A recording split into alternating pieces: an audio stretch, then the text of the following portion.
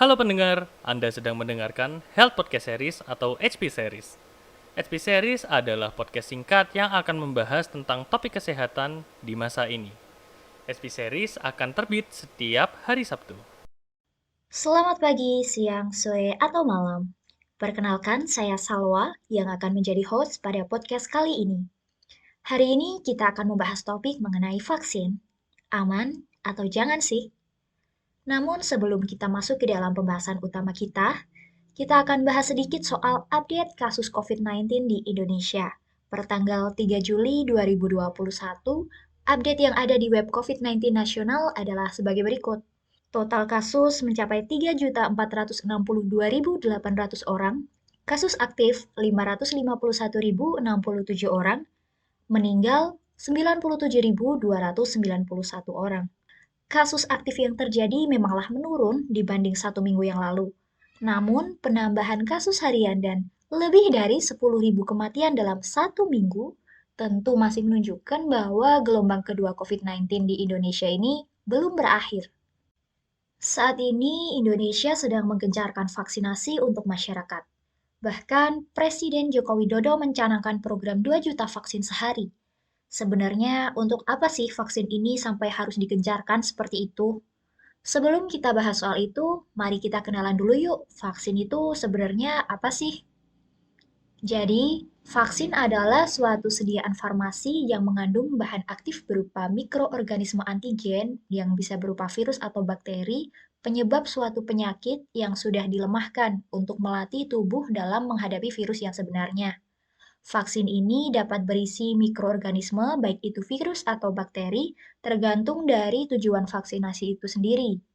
Misal mikroorganismenya itu dalam bentuk yang sudah dilemahkan, inaktif, atau hanya sebagian kecil dari mikroorganisme tersebut, seperti spike protein dari virus corona.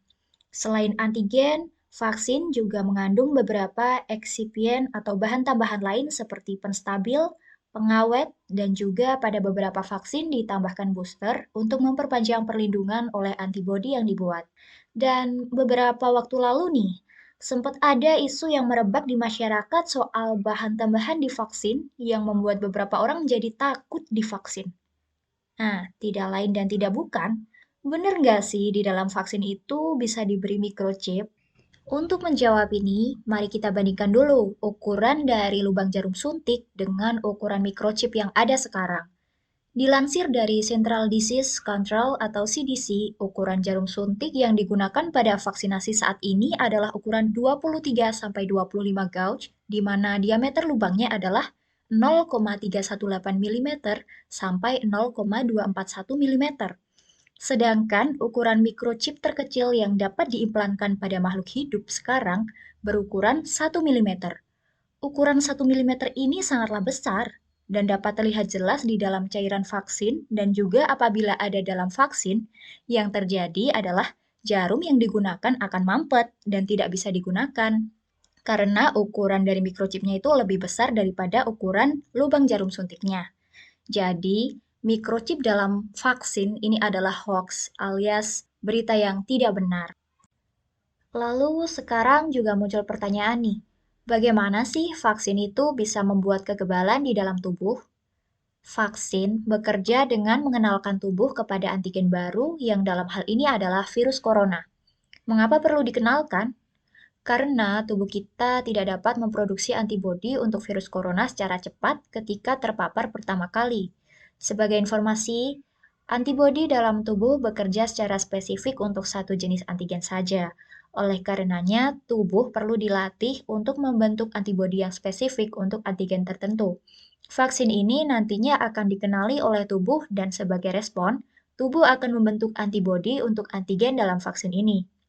Sebagian dari antibodi akan melawan antigen dan sebagian kecil akan tersimpan dalam tubuh sebagai memory cell yang akan mengingat antigen ini.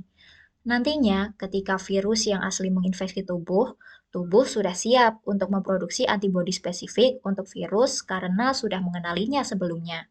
Oleh karenanya, vaksin dapat menurunkan risiko terjadinya gejala apabila terkena COVID.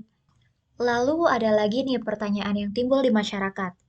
Kenapa sih vaksin itu harus disuntikan? Nggak bisa ya vaksin itu diminum aja kayak obat biasanya. Nah, vaksin ini seperti yang sudah kita bahas mengandung antigen berupa mikroorganisme. Mikroorganisme ini adalah struktur protein yang kompleks di mana tidak tahan terhadap beberapa kondisi seperti suhu ekstrim, terutama panas dan juga pH ekstrim seperti asam. Sistem pencernaan tubuh kita memiliki pH yang ekstrim karena kandungan asam klorida. Asam ini dapat merusak protein dan membuat vaksin tidak memberikan efek yang diinginkan. Berarti harus disuntik dong. Jadi harus selalu sakit nih. Tenang dulu, karena saat ini kebanyakan vaksin dimasukkan ke dalam tubuh melalui jaringan otot dan bukan melalui pembuluh darah langsung. Jadi rasa sakit yang dirasakan akan sangat minim dan tidak berdarah. Kemudian, apakah vaksin ini dapat menyebabkan hasil tes PCR kita itu menjadi positif? Jawabannya adalah tidak, karena vaksin tidak mengandung virus yang sesungguhnya, sehingga tidak akan menyebabkan kejadian false positif akibat vaksin. Selain itu, perlu diingat juga bahwa dengan kita divaksin, tidak berarti kita kebal 100% dari COVID-19.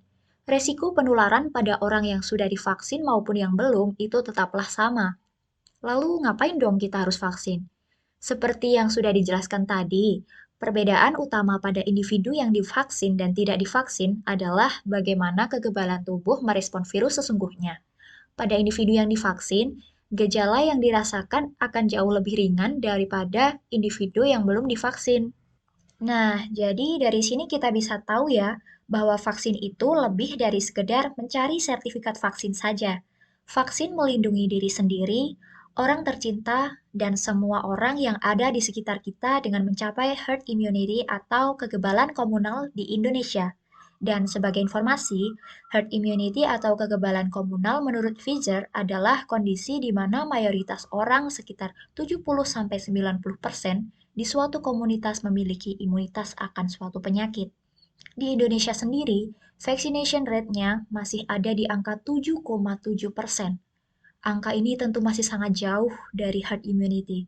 Sehingga, mari kita sukseskan program vaksinasi untuk mempercepat pemulihan kondisi di Indonesia. Sekarang kita akan masuk kepada bahasan terakhir hari ini, yaitu jenis-jenis vaksin yang ada di Indonesia. Nah, di Indonesia sendiri ada beberapa merek vaksin yang didatangkan oleh pemerintah, di antaranya CoronaVac dari Sinovac, COVID-19 vaksin AstraZeneca, BioNTech Pfizer, Moderna, dan Sinopharm. Lalu kenapa sih jenis vaksin ini dijadikan bahasan di sesi ini? Jadi, kita akan membahas isu-isu yang ada di masyarakat soal merek vaksin COVID-19 ini. Di Indonesia sendiri ada beberapa isu yang beredar.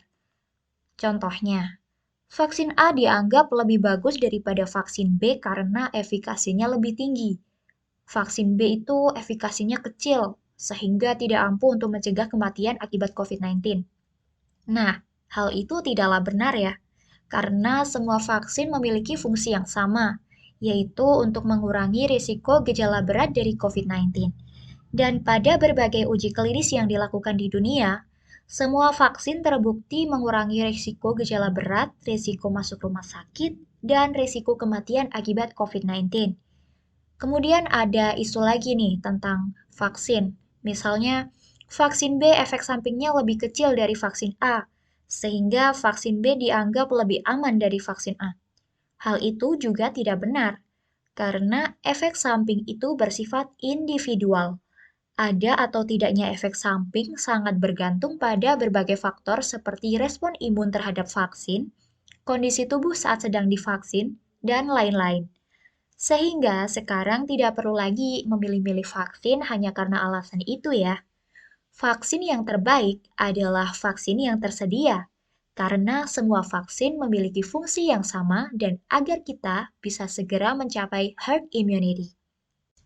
Jadi sekarang tidak perlu takut lagi ya dengan vaksinasi COVID-19. Cintai semua, vaksinasi segera.